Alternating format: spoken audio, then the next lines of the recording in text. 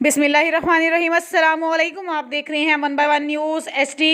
खबर शामिल करते हैं लाहौर से, जहां SP सदर हसन जावेद भट्टी के अहकामात पर अमल दरामद करते हुए जौहर टाउन पुलिस का इश्तिहारी मुलजिम के खिलाफ क्रैकडाउन।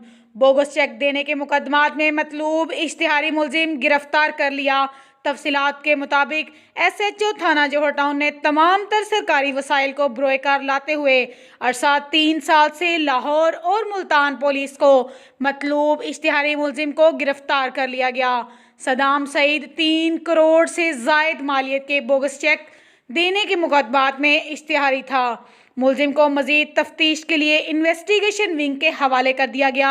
इस मौके पर SP सदर हसन जावेद भट्टी ने कहा कि इश्तिहारी मुलजिमान की गिरफ्तारियों को यकीनी बनाने के लिए जदीद टेक्नोलॉजी को इस्तेमाल में लाया जाए। मजीद ऐसी खबरों से बाखबर रहने के लिए देखते रहिएगा चैनल 1/1 न्यूज़ HD।